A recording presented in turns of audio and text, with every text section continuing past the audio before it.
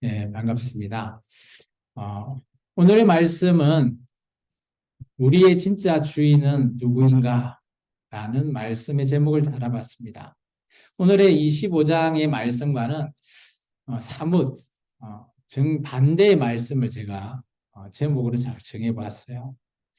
여러분은 어떻게 생각하십니까? 여러분 각자의 인생에 있어서 여러분의 진짜 주인은 누구십니까? 한번 답해 보실까요? 예, 감사합니다. 그럼 좀 다르게 좀 표현을 해볼까요? 세상 많은 사람들한테 이런 표현을 쓰죠. 당신은 보호자 누군가? 라고 물어볼 때가 있습니다. 여러분의 보호자는 누구십니까? 근데 세상에 있는 사람들은 어떻게 대답할까요? 우리 부모님요. 또 어떤 분은 제가 제 자신이 그냥 보호자입니다. 없어요. 제가 주인입니다. 라고 살아가는 사람들이 너무나 많습니다. 제가 왜 이런 제목을 정했나라고 하면 우리는 우리의 주인 대신 하나님을 우리는 이 땅에 살아갈 때 꼭 잊어버리지 않고 기억하기를 바라기 때문입니다. 1층에 보면 고양이 2마리가 있어요. 아시죠? 저는 그 중에 루시가 참 대단하다고 생각해요. 왜냐하면 잘 안 와요. 오라고 해도 잘 안 오거든요. 근데 간식을 탁 주면 와서 날름날름 잘 받아 먹어요. 그럴 때는 마치 막 와서 가만히 있어도 막 얼굴을 막 비비면서 만약 자기가 처음 뭐 주인도 아닌데 주인인 양 이렇게 열심히 연기를 하더라고요. 제가 보기에는. 그런데 놀라운 거는 주인이라는 목사님이 휘바람을 샥 불면 완전히 태도가 돌변합니다. 바로 뭐 뭘 하고 있든 간에 그 자리에 가서 딱 쓰고 있더라고요. 이런 고양이도 주인을 알아보는 것 같아요. 요즘 반려견 동물을 많이 키우잖아요. 우리가 반려동물 중에는 뭐 개도 있고, 뭐 고양이도 있고, 또 기타 뭐 우리가 상상을 초월하는 그런 반려동물도 있더라고요. 어쨌든 간에 우리는 개라고 하는 동물을 우리는 좋게 생각하죠. 음. 왜 그럴까 생각해 보면 이전부터 개라고 하는 동물은 자기의 주인을 위해서 충성한 그런 사례들이 좀 많았다라는 거죠. 그런 동물들도 자기의 주인이 어렵거나 위태로울 때 도와줄 수 있고 또 그 주인의 사랑을 받기 위해서 정말 재롱을 부리는 그런 모습을 볼 때 기특해 보이죠. 오늘 하나님도 그렇다라고 저는 생각합니다. 오늘 우리가 드리지는 이 예배 속에서 우리가 어떤 마음으로 드릴까, 어떤 마음으로 하나님을 붙들고 살아가는가, 이런 모습을 하나님은 늘 우리를 지켜보고 계시죠. 그런 모습 가운데 우리가 하나님을 찾고 하나님이 나의 진짜 주인이다라고 우리가 고백할 때 하나님의 마음은 어떨까요? 마치 부모가 그저 어린 자녀를 처음 뭐 유치원에 보낼 때를 기억을 한번 해보십시오. 그래요? 아무리 봐도 부모 입장에서 너무 그죠 어설프죠. 근데 그 자녀가 그죠 정말 부모 앞에서 대견스럽게 열심히 하는 모습을 보여줄 때 유정이도 그런가? 어쨌든 간에 그런 모습을 보면 부모의 입장은 어떨까요? 참 대견하다 싶어요. 부모라고 하는 그런 입장, 오늘 하나님이라고 하는 입장, 또 우리의 주인 대신 그런 하나님이 입장을 우리가 한번 오늘 생각해 보자라는 거예요. 오늘의 말씀은 정말 하나님의 입장에서 읽어보면 전혀 다른 말씀으로 우리가 읽어질 수가 있다는 겁니다. 이제 말씀을 한번 볼까요? 오늘 우리가 좀 전에 읽었던 말씀입니다. 말씀의 대략적인 개요는 바벨론의 느부갓네살 왕 원년의 때의 일이죠. 그때 당시에 남유다의 왕은 여호야김입니다. 요시야의 아들이죠. 이때 요시야의 아들인 여호야김 왕 때 하나님께서 선지자를 보낸 내용을 말하고 있습니다. 예레미야는 그들 백성들에게 놀랍게도 23년 동안 열심히 말씀을 전했다고 합니다. 꾸준히 일렀다라는 표현을 쓰고 있습니다. 오늘 여러분은 참 행운이십니다. 왜 그럴까요? 하나님의 말씀을 꾸준히 들을 수 있기 때문이죠. 지금 이때도 하나님의 말씀을 사모하고 있는 하나님의 백성 가운데서도 예배를 제대로 못 드리는 그런 백성들도 있습니다. 북한의 치아교회나 또 중국에 있는 그런 또 교회들, 그 외에 정말 이슬람이나 이런 쪽에 있는 기독교인들을 한번 생각해 보십시오. 그들에게 예배는 자기의 목숨을 내어놓고 드리는 예배입니다. 하나님께서 하나님의 선지자를 통해서 정말 23년 동안 열심히 전하라고 했죠. 아마 예레미야뿐만 아니라 다른 선지자들도 포함한 걸로 보입니다. 이 말씀을 읽어보니까. 모든 종 선지자들을 끊임없이 하나님이 보내셨대요. 그런데 하나님의 백성의 입장이 어땠습니까?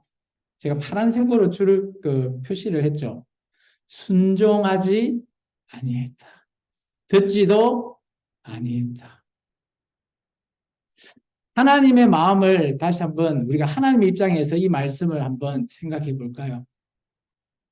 하나님은 하나님의 백성에게 잘못된 길을 가려고 하는 자녀에게 그렇죠? 똑바로 가게끔 가르쳐 주죠. 그런데 그렇게 살지 않으면 얼마나 답답할까요?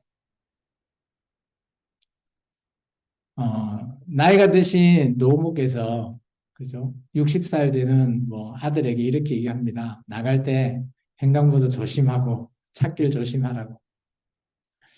우리는 그 말을 그냥 우습게 여기죠. 근데 부모된 입장에서는 언제나 나이가 들고 철이 들고 자라더라도 부모 입장에서는 언제나 자녀를 사랑하는 마음에 있어서 그런 말을 하죠. 오늘 하나님이 23년 동안 예레미야에게 그런 말씀을 계속 말하게 했어요. 어떤 말씀인가 우리가 살펴보면 5절의 내용을 같이 한번 읽어보겠습니다. 그가 이르시기를 너희는 각자의 악한 길과 악행을 버리고 돌아오라. 그리하면 나 여호와가 너희와 너희 조상들에게 영원부터 영원까지 준 그 땅에 살리라. 하나님의 소원은 간단합니다. 딱 한 가지예요. 네가 지금 하고 있는 거 다 버리고 나한테 돌아오라라는. 제발 좀 돌아와 달라. 돌아온다라는 뜻이 오늘날 우리가 말하는 바로 회개입니다. 우리가 회개한다라는 게 뭘까요? 우리의 뜻을 돌이키는 겁니다. 하나님 앞에 나와서 죄를 자복하고 하나님 앞에 결단하죠. 다시 그렇게 하지 않겠습니다. 하나님 앞에 선언하고 우리가 하지 않았던 그 일들을 돌이키려고 했던 그 잘못된 것을 돌이키기 위해서 하지 않으려고 노력하는 그런 내용을 말하고 있습니다. 그것을 23년 동안 하나님께서 계속해서 하나님의 선지자를 통해 말하고 계신다는 거죠. 하나님의 백성이 그냥 기가 막혀서 이 말을 듣지 못했을까요? 하나님의 백성이 무지해서 지식이 없어서 하나님의 뜻을 알지 못했을까요? 저는 그렇지 않다고 봅니다. 앞으로 25장 이후에 보면 예레미야와 같은 또 다른 선지자가 등장하죠. 7장에는 이렇게 얘기하고 있습니다. 예레미야 7장에 보면 그 당시의 선지자들이 이렇게 얘기하죠. 평안하다, 평안하다. 하나님이 이 땅에 계시니까 우리는 뭐 바벨론이 쳐들어와도 평안할 것이다. 그런 대부분의 선지자의 얘기가 있었죠. 근데 하나님은 이 얘기하셨습니다. 그들은 내가 보낸 선지자 아니야. 그들은 악한 무화과야. 라고 말하고 있죠. 하나님의 백성이 하나님의 말씀을 알아듣는다는 것, 여러분 감사해야 합니다. 하나님의 말씀대로 내가 순종하고 나의 기존 모습에서 돌이켜서 하나님의 뜻대로 살아간다라는 것, 그게 나의 힘으로 될까요? 저는 그렇게 되지 않습니다. 감사해야 되죠. 하나님의 그 뜻을 우리가 알고 하나님의 그 뜻을 예수님으로 인해서 우리가 정말 은혜 가운데 이 말씀과 하나님의 귀하신 뜻을 우리가 헤아린다면 정말 하나님이 원하시는 악행을 버리고 악한 길에서 돌아오는, 돌이키는 우리가 될 줄 믿습니다. 그들이 놀라운 거는 계속해서 얘기하고 있어요. 하나님께서. 마치 부모가 자녀들에게 잔소리하는 것처럼 말이죠. 6절에 보시면 너희는 다른 신을 따라다니며 숨기거나 경배하지 말라나. 잔소리하는 것 같죠? 너희 손으로 만든 것으로 나의 노여움을 일컫지 말라. 그리하면 내가 너희를 해하지 아니하리라. 우상 숨기지 말라는 거죠. 여러분 십계명 아시죠? 십계명 중에 가장 첫 번째 계명이 뭡니까? 나 외 어떤 신도, 어떤 종류의 신도 섬기면 되지 않는다는 거죠. 오직 여호와 하나님만이 너의 주인이라는 겁니다. 너의 왕이라는 겁니다. 네. 너의 신이라는 겁니다. 네. 오늘 이런 말씀으로 하나님께서 말하고 있죠. 우리가 구약 성경을 보면 하나님의 백성이라고 하는 이스라엘 민족이 너무 아둔해 보이고 너무 무지해 보여요. 너무 어리석어 보이는 거죠. 말씀을 읽는 저와 여러분이 그냥 읽기만 해도 왜 저 백성은 저렇게 살았을까? 다소 궁금증도 들기도 합니다. 근데 잘 한번 생각해 보면 현재 우리들 시대에도 바뀌지 않은 게 있어요. 이전이나 지금이나.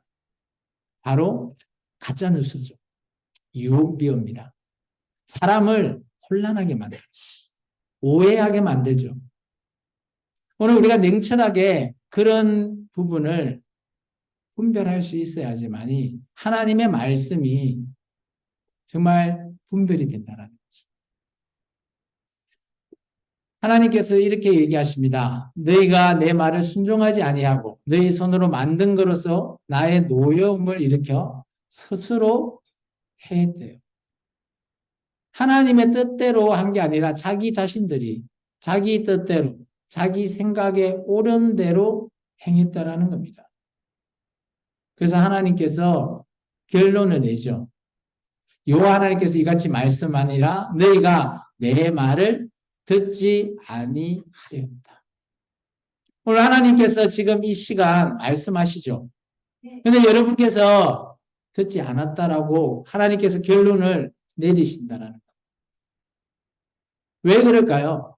하나님의 선지자가 뭐 말주변이 없어서 그들이 못 알아들었을까요? 그들이 정 이상한 소리를 해서 못 알아들었을까요?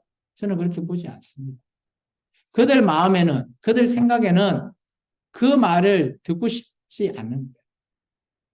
우리가 성경을 보면서 정말 좋은 말씀만 받으려고 하는 그런 분들도 있어요. 뭐 당연히 좋죠. 좋은 말씀만 추려서 받는 것도 좋은 건데 우리가 그 전에 그 말씀이 어떤 의미인지를 먼저 파악해야 될 줄 믿습니다. 하나님의 말씀이 좋든 좋지 않든 내기에 싫든 내기에 잔소리 같더라도 그 말씀이 나에게 약이 된다는 거예요. 그게 하나님의 진리고 하나님의 뜻이기 때문이죠.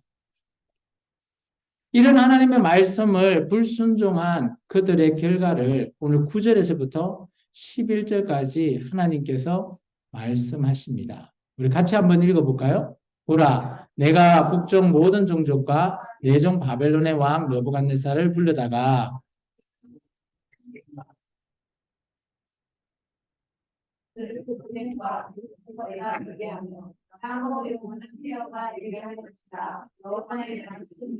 내가 그들 중에서 기뻐하는 소리와 즐거워하는 소리와 신랑의 소리와 신부의 소리와 맷돌 소리와 등불빛을 끊어지게 하리니 이 모든 땅에 벼가 되어 놀랄 일이 될 것이며 이 민족들은 70년 동안 바벨론 왕을 섬기리라. 하나님께서 말씀하세요.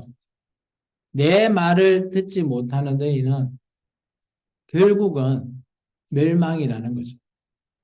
근데 이게 영원할 것이냐? 또 하나님은 그런 분이 아니시죠.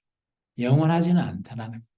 너희가 깨닫기 충분한 그 70년 동안 너희가 좀 깨달아라는 거예요. 그 이후에 너희가 다시 이 땅 예루살렘에 돌아오게 될 거라는 것이 하나님의 말씀입니다. 쉽게 말해서 우리가 하나님의 말씀을 제대로 듣지 않고 내 생각대로 우리가 살아간다. 우리 신앙생활을 하다 보면 때로는 그럴 수 있어요. 나의 생각으로 그런 선택을 해서 그렇게 살다 보면 한참 시간이 지나고 나서 저도 좀 그랬던 적이 있거든요. 이게 맞나? 라고 하다가 나는 이게 맞을 것 같아. 라고 선택을 했어요. 근데 한 시간이 좀 지나고 나서 보니까 다시 원상태로 돌아왔더라고요. 아, 이거 아니구나. 그럴 때가 있더라고요. 근데 오늘 이스라엘 백성에게 하나님께서 그럴 때를 말하고 있어요. 내가 한 70년 정도 바벨론 왕을 섬긴다라는 것은 어떤 뜻입니까? 자유가 없어요. 종이라는 거죠. 하나님의 종이 아니라 바벨론의 느부갓네살 왕의 종이 될 거라는 거죠. 우리는 이런 생활을 해보지 않아서 잘 알 수 없죠. 포로의 생활을 해보지 않았잖아요. 어, 나이가 좀 많이 드신 분이 혹시 알 수는 있을지 모르겠는데 일제 강점기 정도 되면 아마 비슷할 것 같아요. 우리는 일제 시대 때에 일제가 우리나라를 점령하고 있을 때 살았던 분이 54님 그랬나요? 한 그 정도 나이가 돼야지만이 아마 가능할 것 같고 그 외에는 전혀 우리가 살아보지 않는 삶인 것 같아요. 자유가 없다라는 것 그런 삶이 얼마나 힘들까 이런 걸 우리가 잘 공감하기는 쉽지 않아요. 그런데 이 내용을 보면 우리는 이해는 할 수 있을 것 같아요. 하나님이 왜 이렇게 멸망을 시킬까? 이게 바로 하나님의 또 다른 계획이었다라. 놀라운 거는 이 남유다의 10절에 보면 그죠? 그들 그 예루살렘에 기뻐하는 소리, 즐거워하는 소리, 신랑과 신부의 소리, 뭐 결혼식이겠죠? 뭐 맷돌 소리 이런 거는 일상생활에서 막 나오는 그런 요즘 말로 하면 ASMR 그런 형태의 소리들이 없어진다는 거예요. 사람이 없으니까 그 소리가 없다는 거죠. 그러면 결국은 멸망하는 거죠. 근데 놀라운 거는 바벨론이라고 하는 이 나라가 마지막 우리 요한계시록에 가보면 바벨론이 멸망할 때도 동일한 소리를 말하고 있습니다. 계시록 우리 18장 말씀인데요. 같이 한번 읽어볼까요? 또 금은곳 하는 자와 폭로하는 자와 퉁소 부는 자와 나팔 부는 자들의 소리가 결코 다시 내 안에서 들리지 아니하고 어떠한 세공업자든지 결코 다시 내 안에서 보이지 아니하고 또 맷돌 소리가 결코 다시 내 안에서 들리지 아니하고 등불의 빛이 결코 다시 내 안에 비치지 아니하고 신랑과 신부의 음성이 결코 다시 내 안에서 들리지 아니하리까. 너의 상인들은 땅의 왕족들이라 내 복술로 말미암아 망국이 미혹되었도다. 우리는 성경 속에 제가 그때 성경을 어떻게 읽어야 되는 것 중에 중에가 성경을 이미지 형태로 보시라라는 말 중에 한 가지를 제가 얘기했어요. 왜냐하면 이게 멸망의 이미지입니다. 성경에서 말하고 있는 멸망의 이미지. 뭐 신랑 신부가 소리가 없다. 이런 것은 그냥 우리 식으로 판단하는 게 아니라 그것은 멸망이 온다라는 이미지다라고 보시면 됩니다. 근데 하나님께서는 이런 멸망을 통해서 나 끝내버리고 나 안 해. 이러시는 분이 아니라는 거죠. 왜 그럴까요? 하나님은 지금 저와 여러분을 사랑하고 계시기 때문이죠.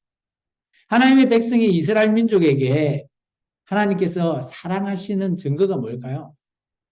에덴 동산에 하와가 선악과를 따먹었잖아요. 그 열매를 따먹고 난 이후에 하나님께서 그죠? 우리는 벌을 내리시는데 그죠? 그 벌 중에 놀라운 거는 사람한테는 벌을 내리지 않았다라는 거죠. 근데 사람에게는 여자에게는 특히 고통을 주죠. 아이를 해산하는 고통. 근데 그것이 알고 보니 복이었다라는 거죠. 왜 그럴까요? 내 때 내가 하나님 앞에 나아가지 못하면 내 자녀를 통해서라도 하나님과 함께 할 수 있는 그 관계를 유지해 줄 수 있는 기회. 그게 하나님의 기회였다라는 거죠. 우리는 하나님이 우리를 사랑한다면 만약 좋게만 그렇게 우리는 생각하는데 꼭 그렇지는 않다는 거예요. 때로는 우리의 자녀가 잘못하면 때려야 되죠. 요즘은 때리면 또 아동학대로 잡혀갈 수도 있겠지만 그래도 그런 질책이 없으면 그 아이는 나중에 커서 너무 자유분방해 버리겠죠. 제어가 될 수가 없습니다. 그럼 더 큰 죄를 범할 수 있기 때문이죠.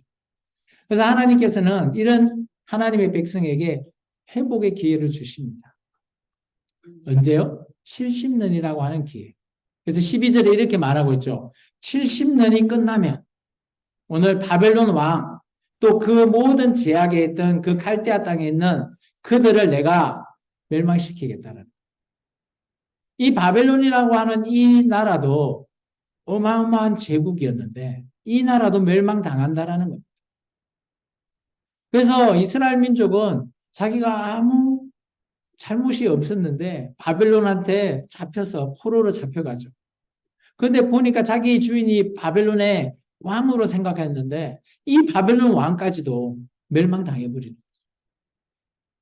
그렇다면 이런 상황을 통해서 하나님께서 이 이스라엘 백성에게 무엇을 원하실까? 우리는 그것에 주안점을 둬야 될 거라고 봅니다. 너의 참 주인은 누구냐? 지금 이렇게 하고 있는 이유가 뭐냐? 이것을 살펴라는 거예요. 하나님께서 바벨론이라고 하는 이 포로 생활 동안 이스라엘 민족이 많은 것을 깨닫게 되죠. 이 이후로 지금까지 이스라엘 민족은 여호와 하나님 외에는 어떤 신도 섬기지 않는 거예요. 그러다 보니까 지금 유대인들이 그죠? 예수님이 메시아인 줄도 모르고 그들은 여호와 하나님 이렇게 그들의 잘못된 생각으로 그들은 예수님을 그죠? 그리스도 메시아로 인정해 줘 버리지도 않았는 그런 또 오해가 돼 버린 거죠. 어쨌든 하나님께서는 우리에게 기회는 주십니다. 이 땅에 살아갈 때 그 기회가 있다라는 겁니다. 따라서 나이가 적고 나이가 많더라도 오늘 우리에게는 회복할 수 있는 기회가 있다라는 거죠. 그 회복이 뭡니까? 하나님께 돌아가는 거예요. 이 땅에서 우리가 하나님 앞에 돌아가는 거죠. 그리고 난 후에 하나님께서 얘기하십니다. 이제 이 나라들, 남유다뿐만 아니라 모든 나라들을 하나님께서 멸망시켜버리겠다. 오늘 25장을 왜 하나님 관점에서 읽어야 되는 이유가 바로 여기 있습니다. 하나님이 남유다만 사랑하면 남유다만 잘 되게 해서 잘하게 하면 되지라고 우리는 생각할 수 있죠. 근데 하나님은 그런 생각이 안 돼요. 하나님은 하나님의 뜻을 제대로 알고 하나님이 어떤 분이신지를 우리가 자발적으로 하나님을 섬기는 그러기를 하나님은 원하셨던 것 같아요. 그리고 악한 길과 선한 길이 있을 때 악한 길을 버리고 선한 길을 우리가 선택해서 하나님을 따라가는 삶. 그게 하나님이 아마 오늘 여기에 말하고 있는 것 같아요. 그래서 오늘 15장부터는 하나님이 진노의 술잔이라는 것을 얘기하십니다. 근데 이 술잔은 모든 나라가 다 마셔야 된대요. 남유다뿐만 아니라 그 땅에 있는 모든 나라가 다 마실 거다라는 그 말이 뭘까요? 모든 나라는 다 멸망한다라는 그 이후에 하나님께서 새로운 시작을 하시겠다라는 이 진노의 술잔이 우리 요한계시록에 가보면 16장에 보면 마지막 대접 사건과 연관이 있어요. 이 대접 사건의 내용은 그죠? 이 땅에 살아남아서 하나님이 재림 이후에 하나님의 편이 아니라 이 땅에 살아남은 자들이 하나님을 대적하는 자에게 하나님께서 부어주는 심판입니다. 마치 우리 애굽에 그죠? 종을 탈출했던 모세 때 10가지 재앙을 내리잖아요. 처음에는 하나님의 백성이나 하나님의 백성이 아닌 사람들이 동일하게 내렸는데 다섯 번째 재앙부터는 하나님께서 구분하십니다. 하나님의 백성을 그죠? 그 재앙에서 막아주시죠. 오늘 여기 나오는 계시록의 말씀은 한번 봐보시면 이런 내용입니다. 그냥 진노의 7가지 대접 사건을 통해서 이 땅에 내려질 마지막 재앙이라고 보시면 됩니다. 이 재앙이 애굽 때 내렸던 재앙을 어떻게 보면 거기 예표라면 이때가 마지막 이 땅에 내려질 재앙으로 보여집니다. 어쨌든 간에 하나님께서는 남유다를 멸망을 선포해 버립니다. 우리 27장을 한번 27절을 같이 한번 읽어보겠습니다. 너는 그들에게 이르기를 만군의 여호와 이스라엘 하나님의 말씀에 너희는 내가 너희 가운데 보내는 칼 앞에서 마시며 취하여 토하고 엎드려져 다시는 일어나지 말아라 하셨느니라. 이 하나님께서 보낸 칼이 바로 바벨론 군대죠. 그래서 이스라엘 민족은 하나님의 백성이지만 멸망할 수밖에 없는 상황이라는 겁니다. 예레미야의 이 말씀을 알아듣는 자가 나중에 예레미야 끝에 보면 4,700명 정도 얘기합니다. 그들이 바벨론 포로로 잡혀가는 자죠. 참 하나님의 말씀이 전해지는데 하나님의 말씀을 제대로 듣는다라는 것 쉽지 않다라는 것. 하나님이 그러면 이런 멸망을 왜 하나님의 자녀에게 내리실까? 그건 하나님의 또 다른 계획이라고 저는 보여집니다. 하나님은 우리 같은 사람을 사랑하시기 때문에 하나님은 또 다른 계획 속에서도 우리를 회복시키고 또 우리가 놀랍게도 지금 이스라엘 민족이 그죠? 하나님과 언약을 잘 맺어서 구원받는 백성이 되었다면 아마 지금 저와 여러분은 구원의 백성이 아닐 수도 있습니다. 어떻게 보면 우리가 이스라엘 민족한테 감사해야 할까요? 그들의 무지 속에서 우리에게 기회를 주셨기 때문이죠. 하나님께서는 우리 사람을 사랑하십니다. 믿든 믿지 않든 하나님은 모든 자들이 사랑하시죠. 그렇지만 하나님은 그런 사랑하는 자에게 손을 내미십니다. 나 너 사랑한다. 내 손 잡아라. 나한테 좀 돌아와라는 거죠. 그게 하나님의 뜻이죠. 우리가 사랑한다라는 표현을 어떻게 할까요? 자녀가 아무리 부모의 마음을 흡족하게 하지 않고 속을 썩일지언정 부모는 자녀에게 손을 언제나 내미는 존재죠. 마치 하나님은 우리에게 지금도 손을 내민다라고 생각합니다. 그를 통해서 그래 이제라도 늦지 않으시니 나한테 돌아와라. 내가 있잖아 라고 말하는 거죠. 예수님께서 비유로 얘기했잖아요. 집 나간 둘째 아들. 그 아들이 올 때까지 아버지는 잘 바라보고 있어요. 그런 아들이 정말 흐랑방탕하고 모든 것을 다 쫄딱 망하고 돌아왔을 때 하늘 그 아버지가 그 자녀 앞에 나가서 그죠? 그 누더기 같은 옷 더럽고 냄새 나지만 그런 아들을 확 안아주면서 잘 왔다고 그러면서 잔치까지 베풀어줘. 그런 분이 바로 우리 하나님이시죠.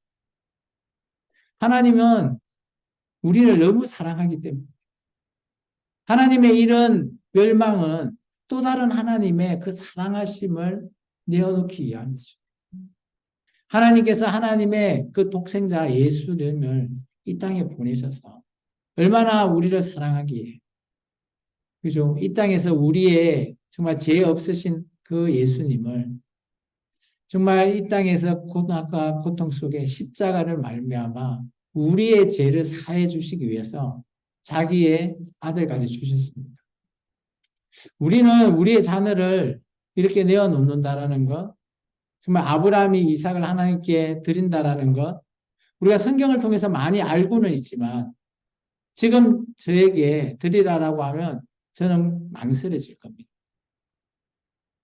그런 하나님이 우리에게 자기 아들을 내주면서 이게 나의 사랑의 증거다라고 말하고 있죠. 내 아들 한 명 죽는 걸로 말미암아 내가 너희 모두를 사랑한다라는 증거죠. 따라서 우리는 하나님이 진정 원하는 게 뭘까 우리는 살펴볼 필요가 있습니다. 하나님이 원하시는 길, 우리 잠언서 4장 18절에서 19절입니다. 같이 한번 읽어보겠습니다. 의인의 길은 돋는 햇살 같아서 크게 빛나 한낮의 광명에 이르거니와 악인의 길은 어둠 같아서 그가 걸러 넘어져도 그것이 무엇인지 깨닫지 못한다. 하나님은 어떤 길을 원할까요? 그래서 정말 악한 길을 걷는 사람은 걸러 넘어져도 내가 왜 넘어지는지 알지 못한다. 근데 하나님은 이런 자를 그죠? 손 내미십니다. 돌아와라. 열왕기하서 22장입니다. 같이 읽겠습니다. 요시아가 여호와 보시기에 정직히 행하여 그의 조상 다윗의 모든 길로 행하고 좌우로 치우치지 아니하였다. 하나님은 하나님의 백성을 왕으로 세웠던 왕 중에 하나님의 평가 중에 정말 가장 좋은 평가를 했던 왕이 바로 요시아 왕이죠. 근데 이 요시아 왕의 평가 내용을 보면 이렇습니다. 첫 번째 정직했다. 하나님 앞에 정직하다. 그리고 자기 아버지는 아니죠. 자기 때 위에 조상인 다윗의 길을, 이 다윗의 길이 하나님과 합한 자의 길이잖아요. 그 길을 살려고 노력했던 왕이다. 그로 말미암아 하나님의 말씀에 좌우로 치우치지 아니한 그 길을 걸어갔던 요시아 왕의 길을 하나님은 원하시는 거죠. 오늘 우리가 말씀을 익히 많이 들어서 여러분은 잘 알 수 있을 거라 봅니다. 여기서 글을 다 읽을 수 있다면 지금 이 내용이 어떤 내용인지 모르시는 분은 아무도 없을 거예요. 근데 우리의 삶이 이것처럼 살지 못하기 때문에 우리가 참 부끄럽죠. 하나님 앞에. 사도행전 20장입니다. 같이 읽겠습니다. 내가 달려갈 길과 주 예수께 받은 사명 곧 하나님의 은혜의 복음을 증언하는 일을 마치려 하면은 나의 생명조차 조금도 귀한 것으로 여기지 아니하노라. 이 말을 누가 했는가 하면 바울이 얘기했습니다. 자기가 가는 이 길이 마지막이라고 자기는 생각하고 자기가 내 가는 이 길, 나의 사명, 정말 내가 내 생명과도 바꿔도 나는 아무렇지 않다라는 거죠. 왜냐? 하나님이 나를 사랑한다라는 것을 바울이 알고 있기 때문이죠. 히브리서 12장 말씀입니다. 같이 읽겠습니다. 이러므로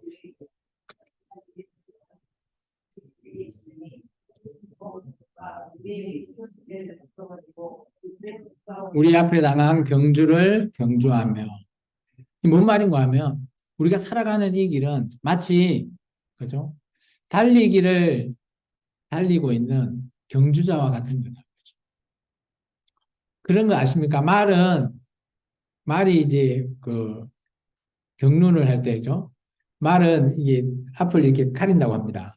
왜 그럴까요? 옆을 보게 되면 똑바로 뛰질 못한다. 마치 앞쪽만 이렇게 보고 뛰어라고 그것을 눈 가리기를 한다고 하죠. 우리의 길도 그렇다고 봅니다. 하나님께서 우리에게 보여주신 정말 예수님의 십자가의 길만 우리에게 보고 걸어라. 그걸 인내하면서 정말 경주해라. 그러면 마지막 그때 오늘 바울은 이렇게 얘기하고 있습니다. 우리가 얻을 수 있는 것. 같이 읽습니다. 내가 선한 싸움을 싸우고 나의 달려갈 길을 마치고 믿음을 지켰으니 이제 후로는 나를 위하여 의의 면류관이 예비되었으므로 주 곧 의로우신 재판장이 그날에 내게 주실 것이니 내게만 아니라 주의 나타내심을 사모하는 모든 자에게니라. 바울이 얘기했지만 지금 우리에게도 이 말이 적용된다라고 저는 봅니다.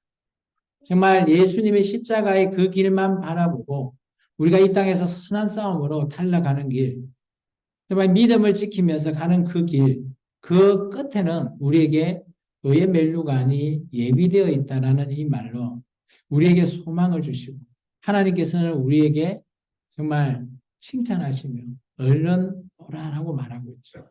그렇지만 이 땅에 살아있을 동안은 우리가 이 길을 정말 서슴없이 바울이 내 목숨과 바꾸더라도 정말 아깝지 않는 그런 길을 말하고 있습니다. 다시 한 번 더 여러분에게 질문합니다. 우리의 진짜 주인은 누구십니까? 우리가 알 수 있는 것은 이겁니다. 믿음, 말씀, 순종함으로써 우리가 알 수 있는 것은 정말 우리가 진짜 주인인 우리 하나님을 알 수 있다는 것입니다. 오늘 이 시간 여러분의 진짜 주인 되신 하나님 앞에 고백하십시오. 하나님 사랑합니다. 기도하겠습니다. 주님 감사합니다. 오늘 귀한 말씀을 통해 하나님의 뜻을 또 이렇게 살폈습니다.